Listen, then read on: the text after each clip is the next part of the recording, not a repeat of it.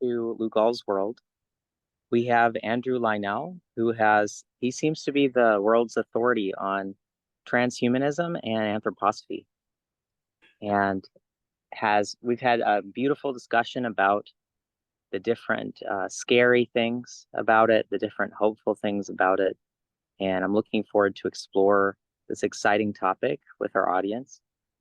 So, Andrew, transhumanism to a lot of people seems scary and evil, and like, why would the divine be doing this? What is this purpose? Is it meaningless? Is it, yeah. Right. Yeah, it's the question of our times. And we have people all across the spectrum. We have there's a group of transhumanists associated with the University of Cambridge that I have made a name for all of this. A name or a position, a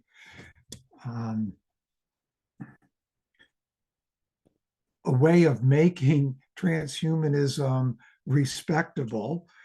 And they say that there are transhumanists in all fields. So you have, on both sides of the political spectrum, on all sides of religious spectrums, you have people that ascribe to transhumanism. And I suspect there are some anthroposophists that would have Andrew Linnell listed as one of the transhumanists of anthroposophy, although it's not true, but I think there are some that might think it's true. And I guess, Colin, that's because they hear me saying that what transhumanism is envisioning actually must come about at some point.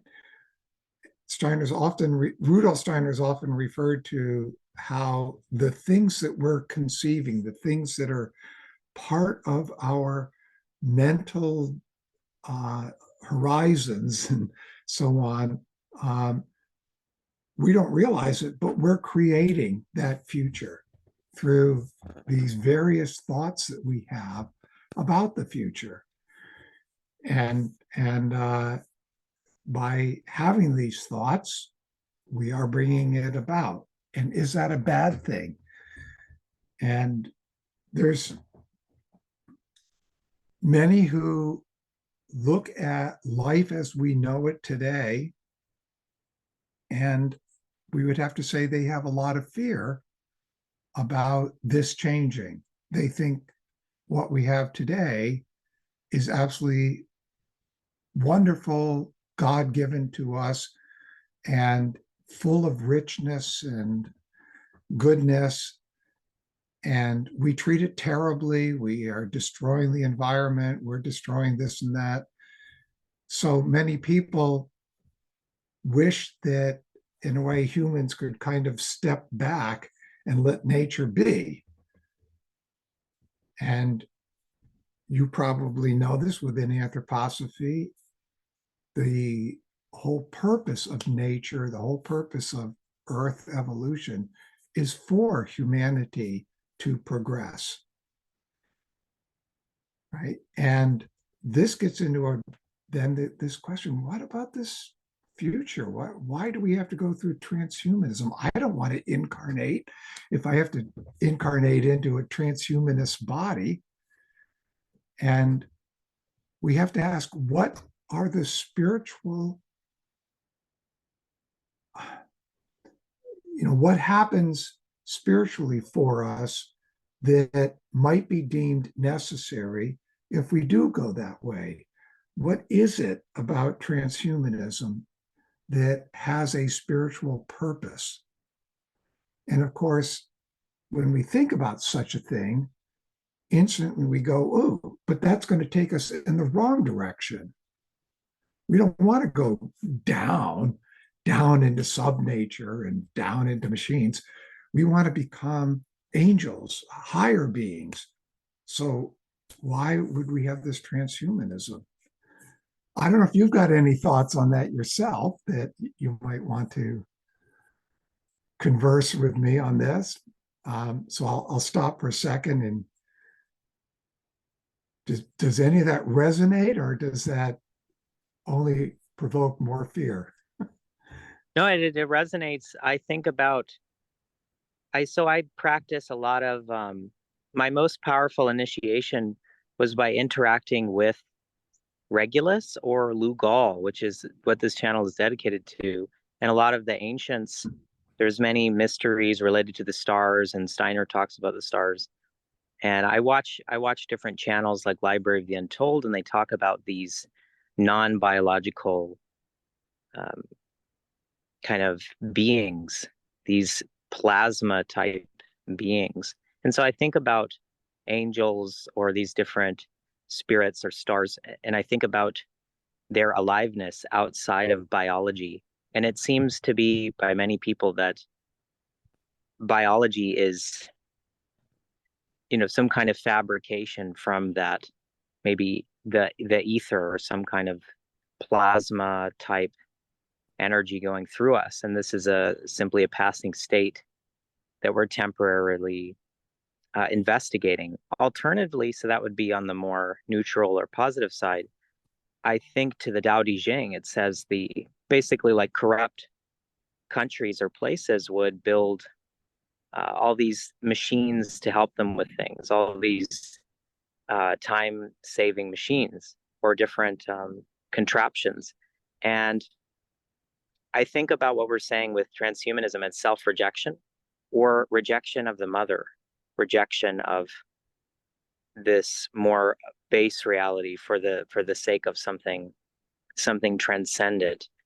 My question would be any thoughts that you have regarding. I would love for you to address, if possible, any thoughts you have regarding both of these ideas. Yeah, I'm a bit hesitant with things I haven't studied, and certainly with things that I haven't worked inwardly deep enough on. Um, I have focused my work for the last 40 years entirely on Rudolf Steiner, and I get tastes of things, but I can't really comment too well.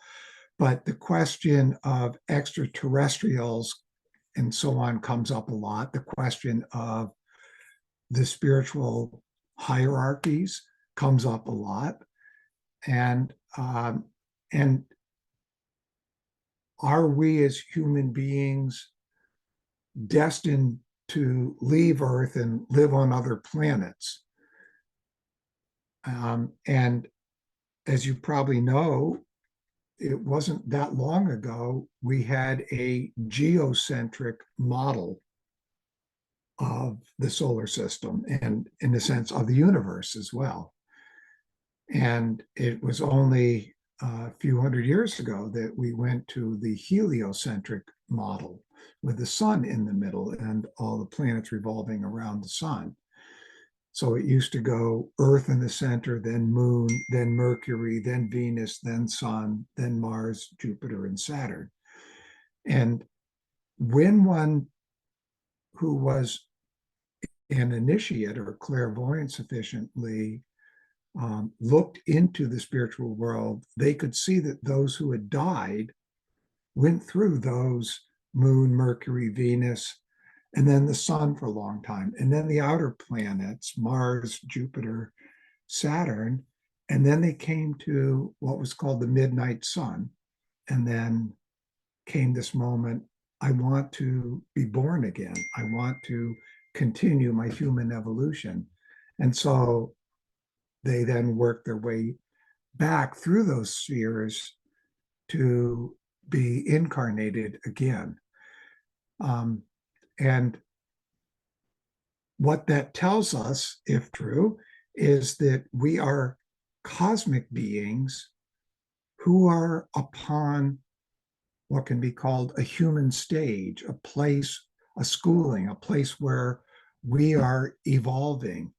And all of nature, as we know it, and the plants, and the animals, are part of what it is to be human. They're all part of who we are and where we came from. And so in this respect, we have, a huge debt to them and a huge responsibility for all of nature, for all that is alive in nature. But all of that is there to support our human evolution on Earth. And I will, we just had a Mystech conference on the mysteries of light, and we looked into what is light. And that led us also into what is matter, what's light, what's darkness. And we know if we start with the macro world that we see around us through our physical senses, things seem solid. I can push my hand up against that tree behind you and I can feel it and sense it and all that. But when I get down to the molecular level, that tree is just lots of molecules that are in motion, moving around. And if I look into the molecule and I look at it, I see, oh, it's a collection of atoms that are bonded together. And all of those atoms are moving around. And then I look even farther at the atoms and I go, oh, there's a nucleus and it's neutrons and protons, and they're moving around. And around them are these spheres where we call them electrons, but are they particles? Are the neutrons and protons even particles? Because we can't determine where they are. Only when we look in a certain way do we change from a wave model to a particle model. And this is definitely true of light. And it's with it, the atom itself is 99 point, and it's something like 7 or 8 nines% empty space. Oh my goodness, it's all empty space. And so then when you hear the ancients saying all of this matter, all of this physicality is actually illusion, we begin to understand something from a different perspective. But we find that quantum physics is so close to spiritual science. They have the same concepts coming to them from different ways, but the way they describe these concepts, they sound an awful lot alike, but they can't talk to each other because one is spiritual and the other is materialistic. Yeah, so did you want to add something to that, Lugal? Yeah, I wanted to comment on, I was thinking about what you were saying with the different planetary phases and the descent of the soul. I think a lot about death because I've always been very close to the abyss, and I feel, or I've been reading the Tibetan Book of the Dead. I play it while I sleep. Mhm. Like try to do that every night. So, which is very creepy sometimes. But I'm wondering about Steiner. From what I've heard, from the sources I've heard, the Steiner talked about the death process being like in Tibet, it's I think 49 days. But Steiner, it seems like after you die, it takes hundreds and hundreds and hundreds of years in that process. I would love to know deeper insight into what Steiner and your thoughts are on the death process Okay, in the length of time and all of it. let's not forget the transhumanism piece, but we have had scientists researching something called near-death experiences, and what they have found is Steiner was absolutely correct. This has nothing to do with those 49 days you're mentioning, I'll have to make a comment about that in a minute. But for essentially 3 days, one experiences a panorama of their previous life. And almost everyone who's had a near-death experience reports the same thing. They see their whole life there, like a panorama. And after these 3 days, the etheric body has detached from what remains of you, your astral body and ego. And this is what's going to go through all those planetary spheres. And the 49 is an interesting word. The 40 and the 40 days and these sort of things plus 9. When we are in the spiritual world, there's no sense of earthly time anymore. And so I'm going to suggest that those 49 days are not earthly time, but something, if we could say, what is spiritual time? And as you know, Genesis talks about 6 days of creation and then God stepping back on the seventh day to look at what he had done, or it had done, and going, yeah. So we have already this word day there, and many people have taken that literally and thought that creation happened in 7 days, Earth days. But the Earth didn't exist like it does. We don't have a measurement of time. So when you write something like that from a spiritual perspective and you need some kind of full cycle, you call that a day. That would be my interpretation. And to tie transhumanism in it, we can ask the question, how does transhumanism affect the death process from an anthroposophical view?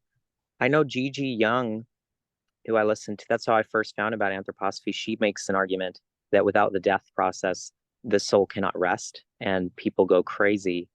I would like to hear your thoughts on how it's going to affect the death process. So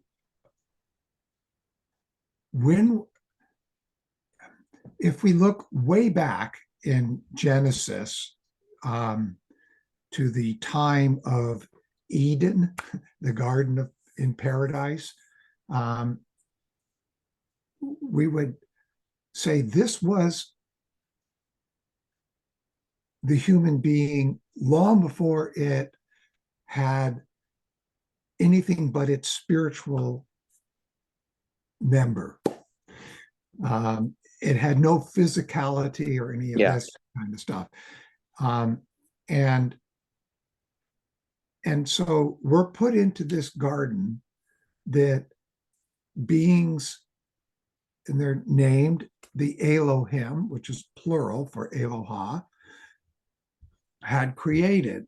And if we look at this hierarchy of beings, the Elohim have to do with Earth. And we have found through science that there must have been 3 prior solar systems or planetary conditions. Wow. And we can ask, oh, were 3. there, sorry? I just said 3. I didn't hear the word you said. You said 30? I said 3.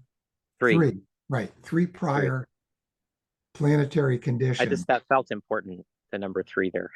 Yes. These numbers are all very important. The numerology and all is very important in all of this. But there's esoteric names to these. I don't know if I need to mention them, but the important thing is that in each of those prior ones, conditions were totally different.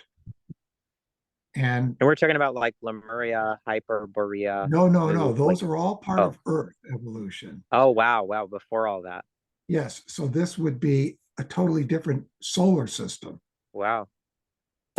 And so there would have been different beings then upon the human stage of those previous planetary conditions.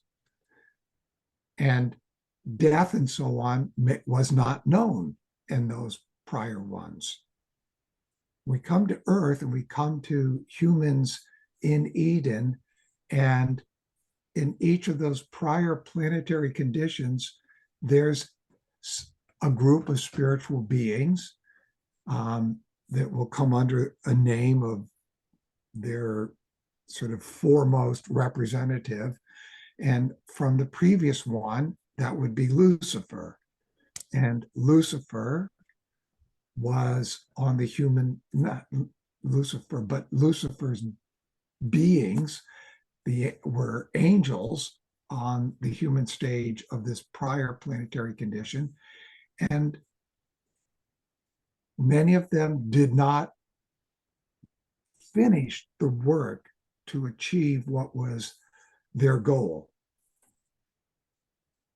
And there's a long story to that, who are the beings of hindrances and all. But when we come to Earth now, the redemption of those beings comes at this time of Eden. And those beings are going to be given an opportunity for redemption. And so they work upon the human being to bring their influence. And that influence on us was our desire to know good and evil, to have knowledge of good and evil. But that comes with a change in our destiny, in what we were going to be on Earth. And to balance what Lucifer brought, another spiritual being from the previous planetary condition needed redemption, had to be brought in. And this is a being that Steiner calls Ahriman. In some biblical passages, it's called Satan. But the biblical passages are not consistent. Some writers use Satan for all the devils. So you get a combination of Lucifer and Ahriman in some beings. But in general, we can say Satan is Ahriman, and we have Lucifer, the light bearer. So Lucifer wanted to raise us as spiritual beings, and to balance that, we have to go deeper into the material, into the physical. And that's Ahriman that had to be brought in. And so our path of evolution now has to go deeper. And Lucifer had an incarnation in the flesh about 3000 BC. Then we had Christ. And now in the millennium that we're in, there will be in the flesh an incarnation of Ahriman. And this is necessary.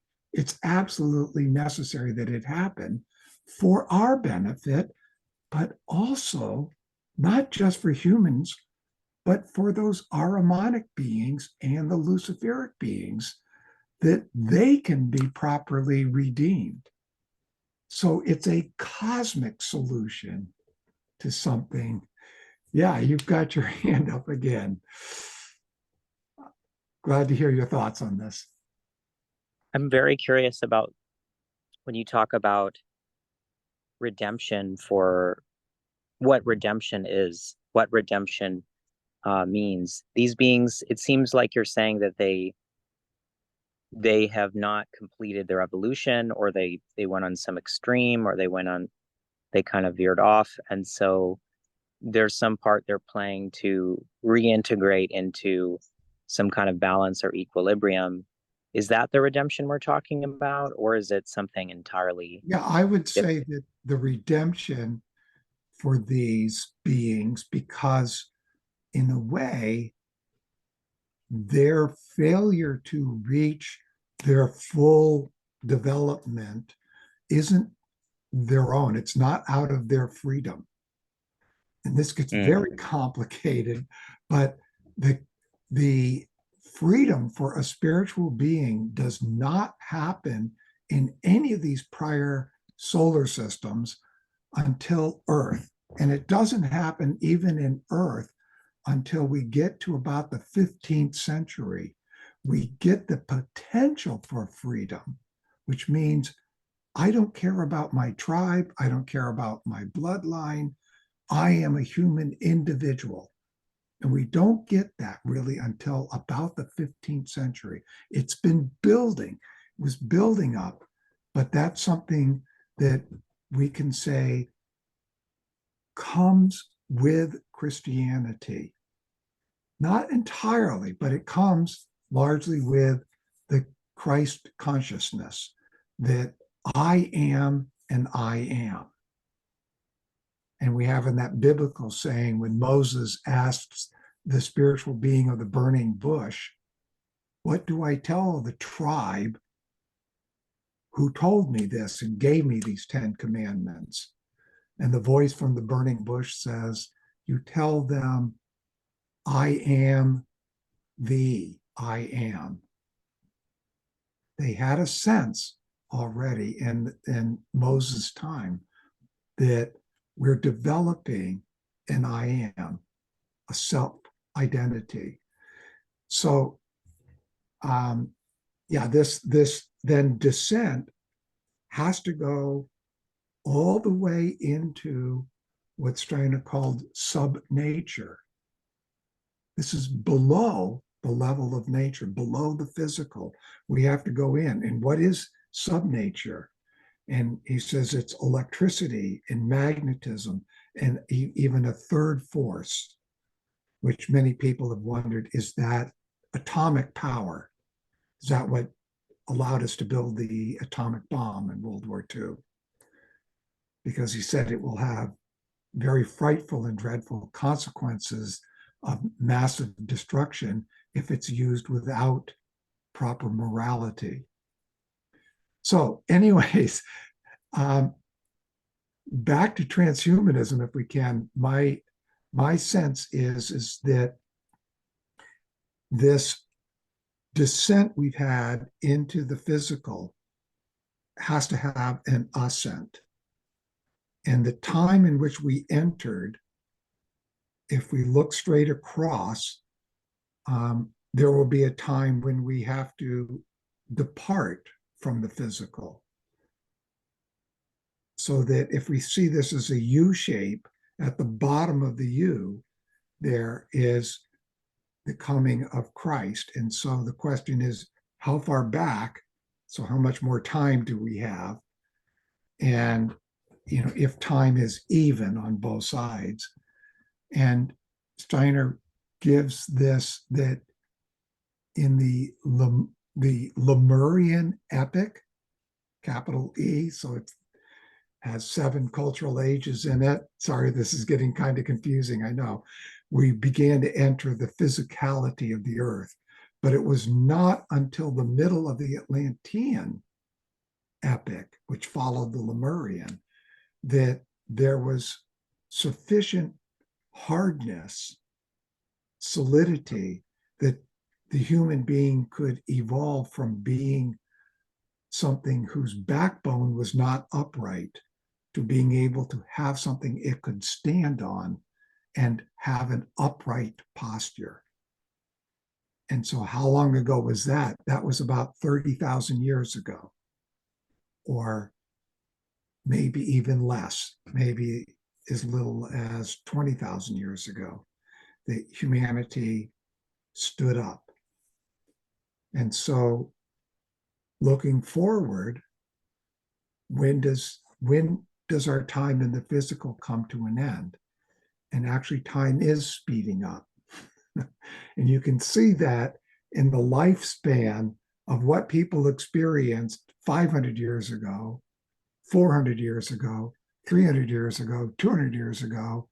And my grandparents said, we were the most blessed generation because we went from horse and buggy to man on the moon. But I think it's still speeding up.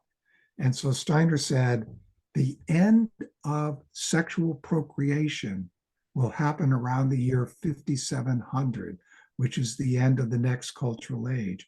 And in the seventh cultural age, that will be the golden age of transhumanism. That will be the age in which all that we're trying to prepare today, all the envisioning of transhumanism will have its time. And it'll be necessary that we have it so that human beings who are unable to ascend, and I'll have to talk about what ascension is, will be able to continue to come into the earth environment in order to redeem their karma and the karma of others that they love.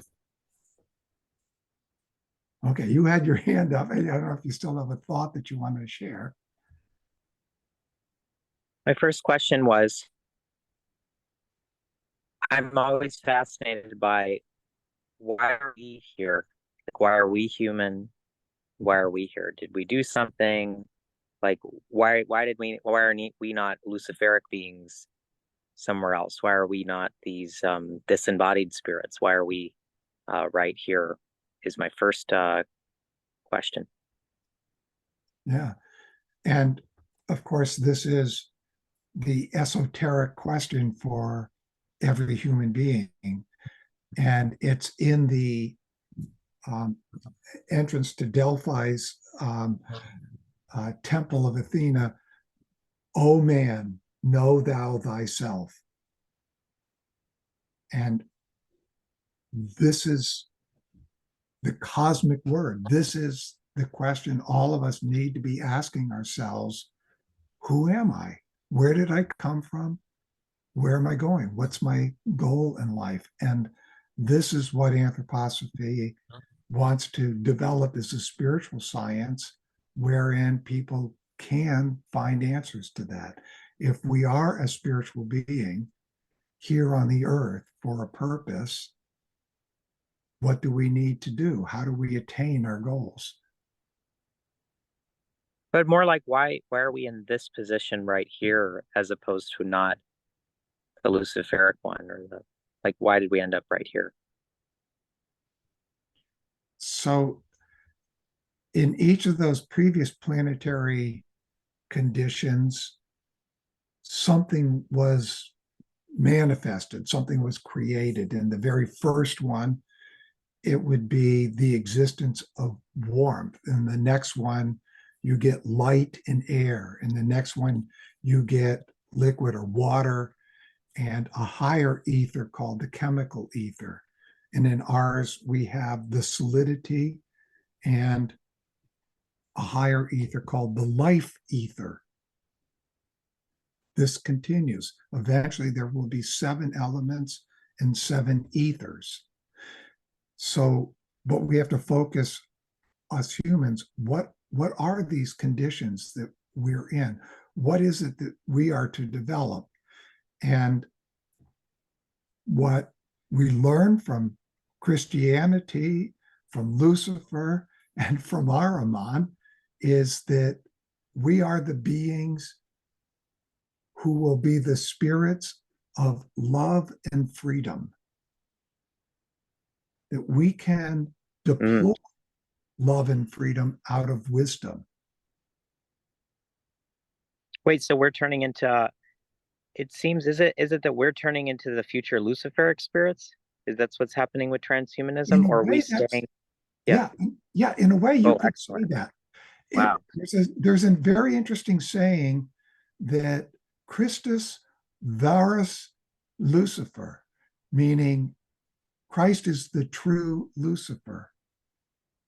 That the redemption of Lucifer is to come to see that his mission is the fulfillment of humanity.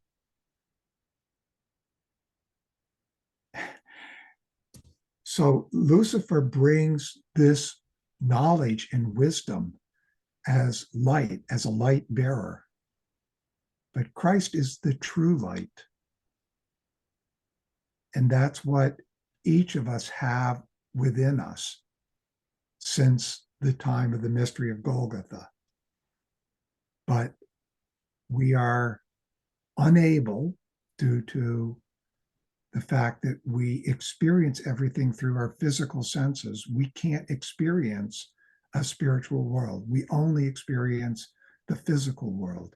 Now, you've had some spiritual experiences, and those were not through your physical senses. What happened in them? I mean, you don't have to go into them, but how did you have those experiences? Do you have other organs of perception that right now, as you're talking to me, are rather asleep? And must they be asleep for you to be here in the physical world? And so the question is, can we set aside time in each day to go experience the spiritual world and begin to develop relationship to spiritual beings that can help guide us individually, but also help us then to guide humanity to where it needs to go? This is such an amazing conversation. I was wondering if I took psychedelics, and I'm like, no, I didn't. I'm just talking to Andrew Linnell. Yeah, well, the use of psychedelics, um, and in my college years, I did a lot of things, um, but this is a sort of quick and dirty way to have spiritual experiences. And it doesn't develop this as you need to go and do the psychedelic again, because you can't get there from your own doing. Even if you have fond memories of what you experienced, you can't get back there. And so you can't make out of such experiences a spiritual science. You yourself can't do it, and other people can't experience the spiritual world as you experienced it to make a spiritual science out of it. And so Steiner mentioned that these psychedelics would be coming, and there will be some amazing ones that come from Ahriman that allow us to have wonderful, powerful spiritual experiences that actually end up enhancing materialism, because we will become dependent upon the material path to spiritual experience. The goal I was hinting at when I talked about the golden age of transhumanism is what's described in the Gospel of Matthew, chapter 25, when he talks about a separation of humanity, separation into an evil race and a good race. It has nothing to do with racial stuff we talk about today. It's just your inclinations. And really, the difference today is how much do you accept materialism as the only reality?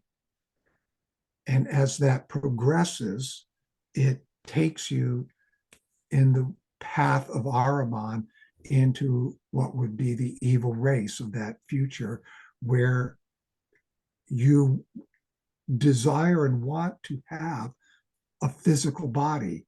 Even though sexual procreation will have come to an end, we will find ways to have physical bodies. But this other group will learn how to become conscious in what's called their etheric body, their life body. Are these like the Asuras? Well, the Asuras is a totally different topic, which I don't think we have time to get into, but let's just say the Asuras Because it are, sounds similar to the I don't know if my etymology is correct. I'm just kind of guessing. Seratic and Azuric seem to sound a little bit similar, like the Saturnian entities that Steiner talked about. And then I'm trying to see how these connect, these like future Ahrimanic beings, kind of like these future um, offspring of this, like future, how this I'm kind of abstracting the ideas of like trying to see these essences.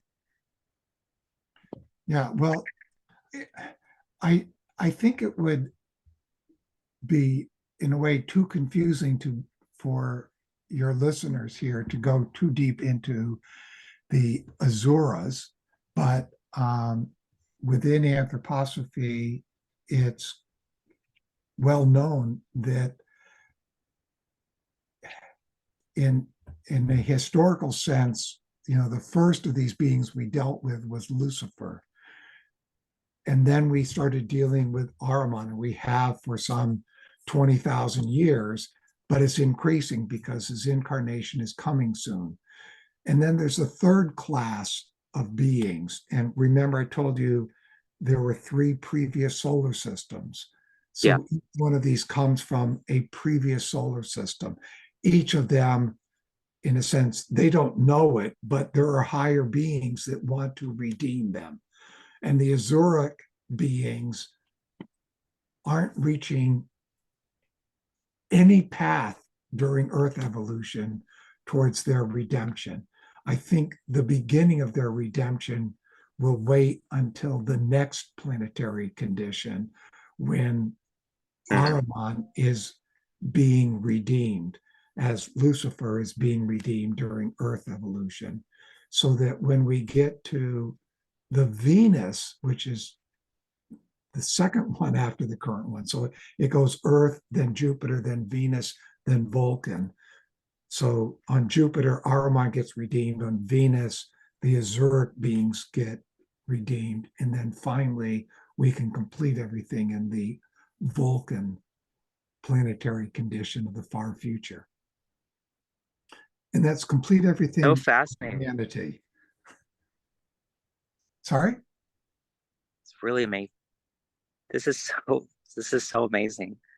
I just want to encourage our listeners to check out Andrew Linnell's work. The links are in the description. Please consider investigating these things more further. I think this is an extremely important issue that we need to wrestle with in our soul and discover some of these gems from anthroposophy and Steiner. And I want to really thank you for coming on the show and helping our listeners connect with these topics, and hopefully taking some of the fear, some of the confusion out of transhumanism. Mike? Whoop.